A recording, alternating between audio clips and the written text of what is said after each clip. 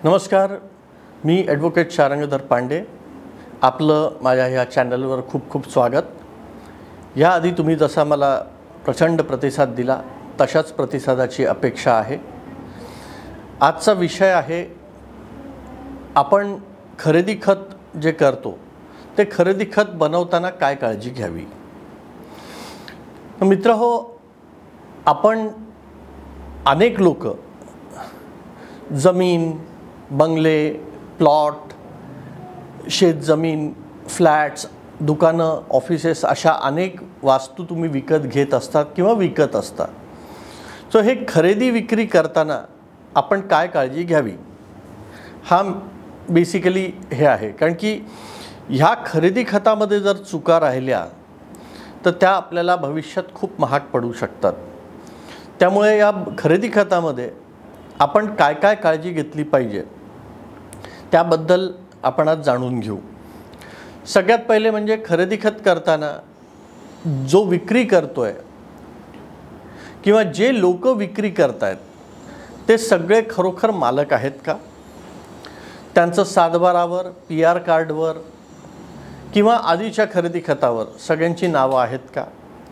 जर ते वारसदार असतील तर ते ज्या कुणाच्या मृत्यूनंतर ते वारस झालेत तर सगळ्या वारसांची नावं सदरील प्रॉपर्टीवर लागलेली आहेत का आणि त्यांना खरोखर विक्रीचे अधिकार आहेत का.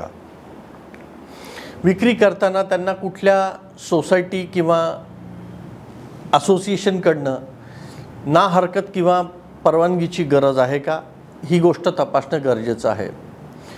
विकत घेणाऱ्यांनी सुद्धा, विकत घेणारे जे लोक आहेत ते सगळे सज्ञान आहेत का, कमावते आहेत का, याची काळजी घ्यावी. कारण की अज्ञानांच्या नावाने मिळकत घेताना त्याच्यात वेगळ्या प्रकारचे धोके असतात.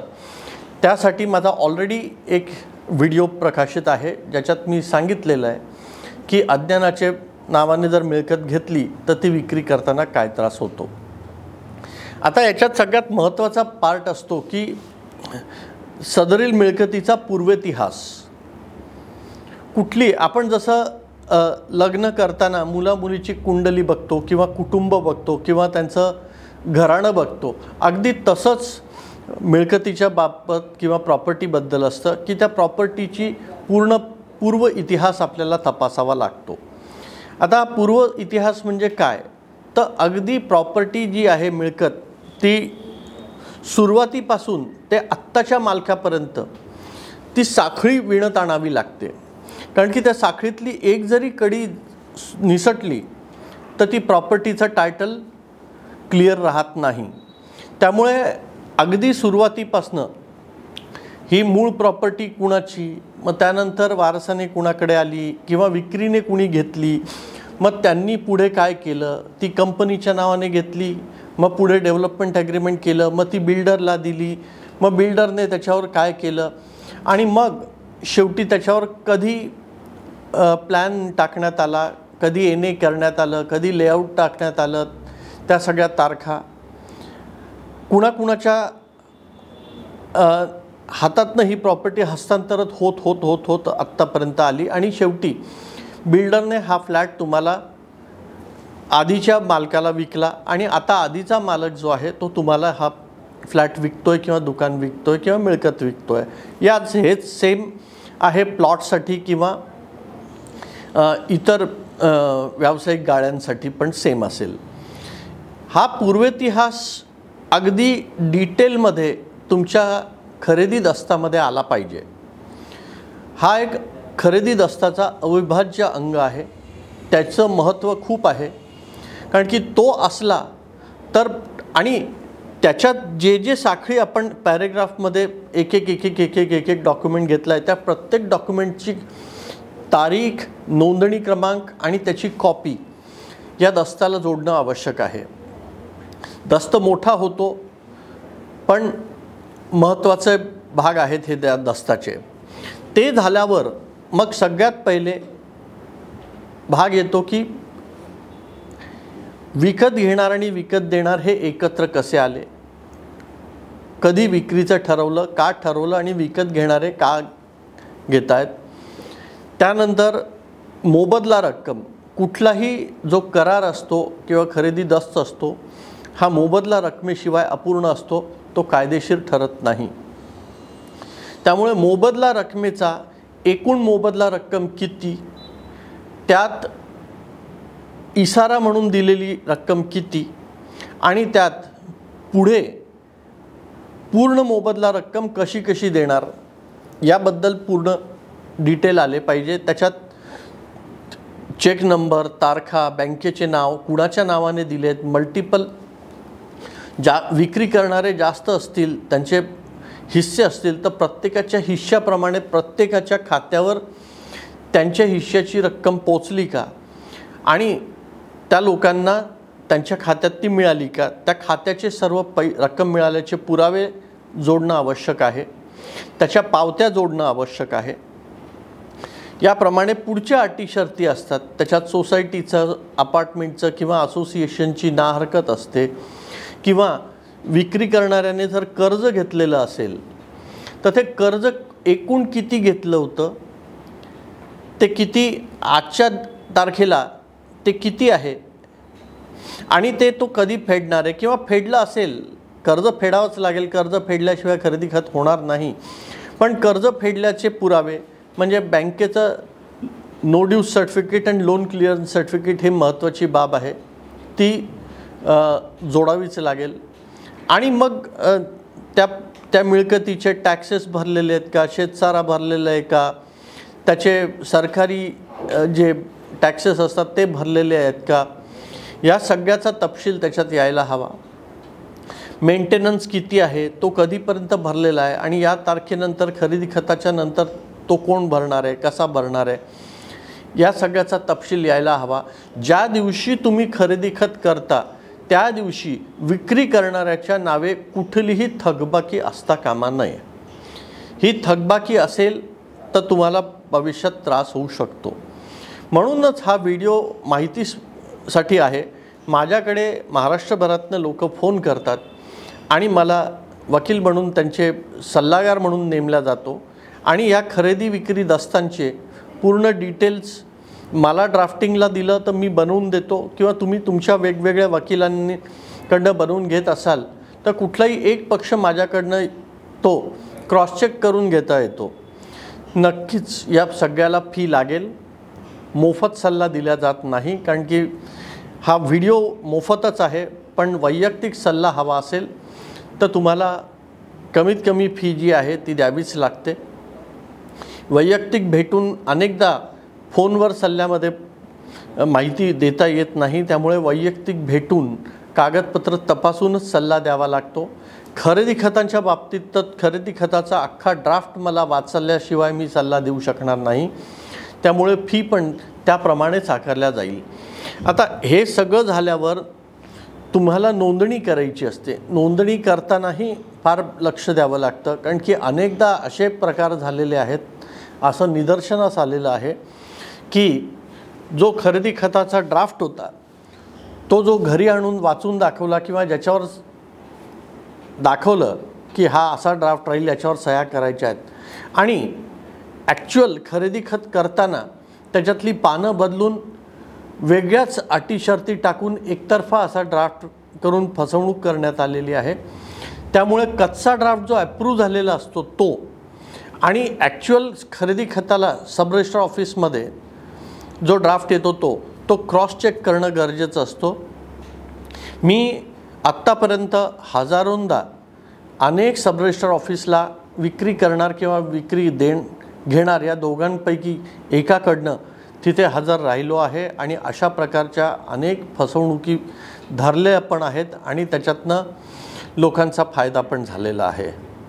सो मित्रहो, खरेदी खत करणं किंवा खरेदीचा दस्त बनवणं हे काही कॉपी पेस्टिंगचा भाग नाही. आजकाल एक खूप मोठा प्रकार सुरू आहे की लोक विकत घेताना किंवा विकत देताना त्यांना वकिलाची फी द्यायची कंटाळा येतो किंवा तिथे कंजूसी करतात आणि कुठल्या तरी ब्रोकरकडून किंवा कुठल्या तरी झेरॉक्सच्या दुकानावरनं टायपिंगच्या दुकानावरनं जाऊन कॉपी पेस्टिंगमध्ये ड्राफ्ट बनवल्या जातात.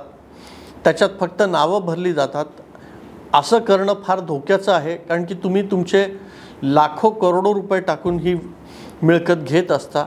त्यामुळे वकिलाची 15-20 हजार, 25 हजार, 50 हजार ही जी तुमच्या खरेदी खताच्या किती क्लिष्टपणे ते बनवायचं आहे, किती मजबूत बनवायचं आहे, त्यावर ती फी कमी जास्त होते. ही फी, वकिलाची फी देण्याचं टाळा.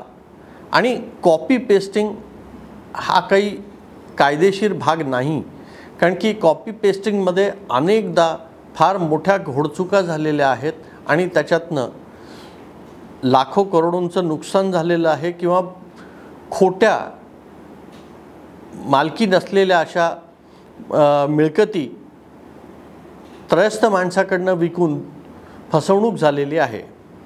त्यामुळे अशा फसवणुकीपासून जर तुम्हाला वाचायचं असेल तर कुठल्याही मिळकतीचा पूर्वइतिहास, सर्च रिपोर्टमध्ये तोच प्रकार येतो, पण सर्च रिपोर्टमध्येही आजकाल बऱ्यापैकी कॉपी पेस्टिंग चालतं. खरोखर सर्च असा घेतला जात नाही, कागदपत्र तपासल्या जात नाहीत आणि सरकारी कार्यालयांमध्ये ती बघायला मिळतही नाहीत. त्यामुळे अगदी बारीकीने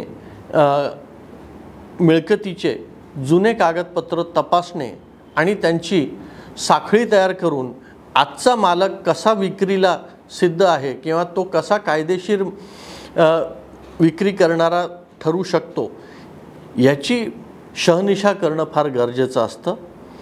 त्यामुळे मित्रहो, फार काळजीपूर्वक हे दस्त बनवायचे असतात.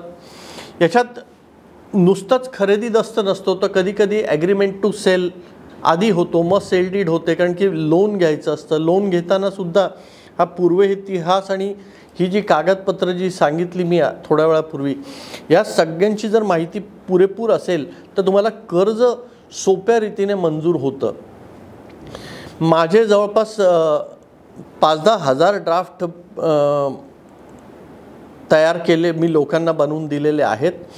आणि अनेकदा बँकांमध्ये जेव्हा लोक जातात किंवा ही प्रॉपर्टी जेव्हा रिसेल होते तेव्हा बँकवालेच सांगतात किंवा हा जो आधीचा ड्राफ्ट आहे ॲडव्होकेट पांडेंनी बनवलेला, हा खूप उत्तम आहे आणि तुम्ही यांच्याचकडनं जर बनवून घेतला तर सोपं जाईल. त्यामुळे मला असे रिकरिंग बिझनेस जो आहे, क्लायंट्स असे मिळत असतात, कारण की चोखपणे काम केलेलं आहे. सो मित्रहो, हे जे इसार पावती, ॲग्रीमेंट टू सेल आणि सेल डीड किंवा डीड ऑफ कन्फर्मेशन असे अनेक प्रकार याच्यात असतात. अनेक ठिकाणी पॉवर ऑफ अटर्नी असतो, कुलमुख्त्यार. मग त्यांचा उपयोग कसा आणायचा, त्यांचे अधिकार कसे आणायचे, परदेशातनं पॉवर ऑफ अटर्नी आलेली असते, ती ॲडज्युडिकेट झाली की नाही, मग कुलमुख्त्यार पत्र जे आहे ते कुलमुख्त्यार पत्र देणारे सर्व हयात आहेत की नाही, कारण की एक जरी जण जर हयात नसेल तर ते कुलमुख्त्यार पत्र रद्द ठरतं. अशा अनेक बाजू आहेत, अनेक पैलू आहेत जे अगदी चोखपणे आणि बारीकीने तपासावे लागतात. तर मित्रहो, तुम्ही जर मिळकत घेताय आणि त्याची किंमत जर भरपूर आहे आणि तुमची ही जीवनातली फार मोठी कमाई तुम्ही त्याच्यात जर गुंतवणूक करत असाल तर कायदेशीर सल्ल्याचे पैसे वाचवू नका आणि धोका पत्करू नका. सल्ल्यासाठी तुम्ही कधीही फोन करू शकता. बरं, मलाच फोन करावा किंवा माझ्याचकडे यावं अशी पण अपेक्षा नाही. तुमच्या शहरातला कुणीही चांगला वकील धरा, त्याच्याशी सल्लामसलत करा आणि मगच खरेदी विक्रीच्या निर्णयावर पोहोचा. मला असं वाटतं की मी आज या खरेदी खत किंवा खरेदी दस्त कसे बनवावे आणि त्याच्यात काय काय मजकूर असावा आणि काय काय काळजी घ्यावी या विषयावर अगदी सविस्तर चर्चा केलेली आहे.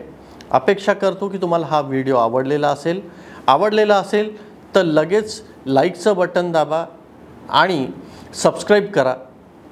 आणि अजून एक विनंती आहे की तुम्हाला जर व्हिडिओ आवडलेला असेल तर तुम्ही हा व्हिडिओ अगदी बिनधास्तपणे तुमच्या अनेक व्हॉट्सअप ग्रुप्सवर किंवा फेसबुकवर किंवा इंस्टाग्रामवर याची लिंक शेअर करू शकता. त्यास आमची परवानगी आहे. परत भेटूया एखाद्या चांगल्या विषयावर बोलताना. तोपर्यंत सुखरूप राहा, आनंदी रहा. नमस्कार.